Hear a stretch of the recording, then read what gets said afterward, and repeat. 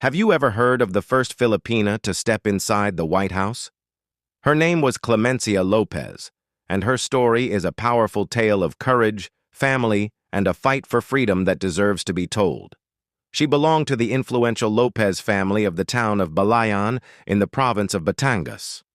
The Lopez family was among Batangas' most prominent, owning as it did vast tracts of land planted to sugar and rice. The family was also into shipping. Clemencia's older brother, Sixto, was an active figure in the movement for Philippine independence, first during the twilight years of Spanish colonial rule and subsequently during the early years of the American era. He was a friend and supporter of Jose Rizal, served in the Revolutionary Committee set up by Emilio Aguinaldo, and would also become secretary to Taal's Felipe Agoncillo, the Filipino diplomat who tried in vain to argue the case of Filipino independence before the signing of the Treaty of Paris of 1898.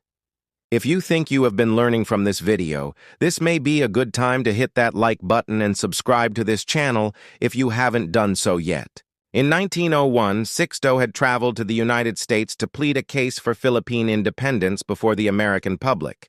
Upon his return to the Philippines, American authorities would only allow him to disembark on the condition that he swore an oath of allegiance to the United States. He refused and sailed on to Hong Kong to join up with other exiled Filipino revolutionaries. According to a paper written by Laura R. Prieto, while Sixto was in Hong Kong, American authorities seized his family's properties and sent to prison 3 of his brothers in a clear case of harassment to force him into submission. Clemencia had visited Sixto in Hong Kong late in 1901 with her sister Mariquita, ostensibly to keep him informed of family affairs. It was while she was visiting that a decision was made for her to travel to the United States to lobby for her brother's release. The bold decision was made without asking for their mother's permission. Clemencia sailed to America via Europe in the company of the American anti-imperialism advocate Fiske Warren, a friend of her brother Sixto. In her paper, Prieto noted that she was a young, unmarried woman traveling with no relative or other appropriate chaperone, and that this was an unusual, even unprecedented voyage for a young Filipina woman of her generation.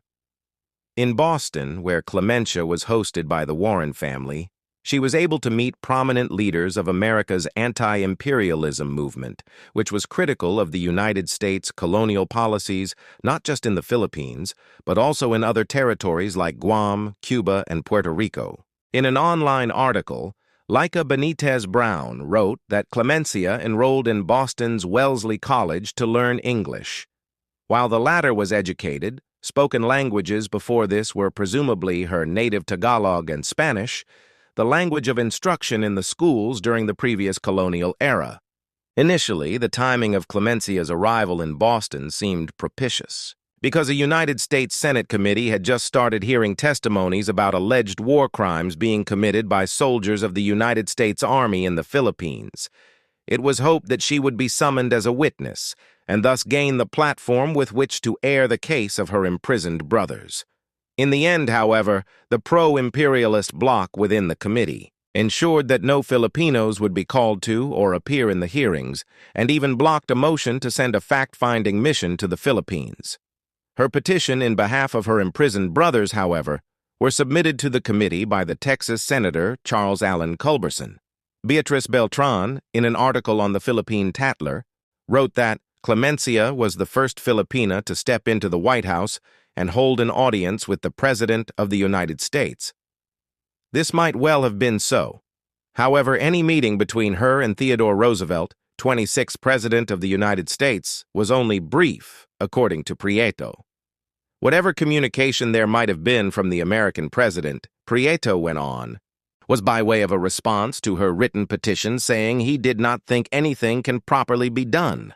Disappointing this might have been to Clemencia, and especially for all the troubles she went to just to plead on behalf of her brothers, all was not lost. She brought not just the case of her brothers, but also of Filipino independence to the American public by way of the press, which she had apparently captivated. With the press, Prieto wrote, She took on the roles of spokesperson for her people and exemplar of her culture. Lopez captured the attention of American audiences by presenting herself as racially and culturally different from them. Back home in Batangas, American General J. Franklin Bell's use of concentration camps eventually brought Filipino resistance to its knees, particularly with the surrender of General Miguel Malvar and his troops. With the Americans considering the Philippines already pacified, Clemencia's brothers Cipriano, Lorenzo, and Manuel were no longer considered dangerous to keep in prison and quietly released from custody.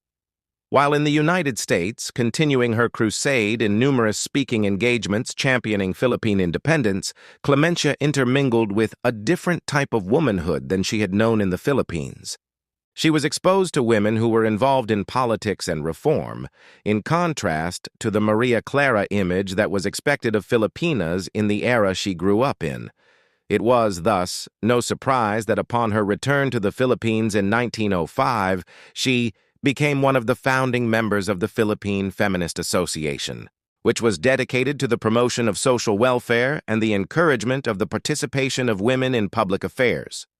Thank you so much for watching. If you found Clemencia Lopez's story as inspiring as we do, please give this video a thumbs up, subscribe to the channel for more stories like this, and hit that notification bell.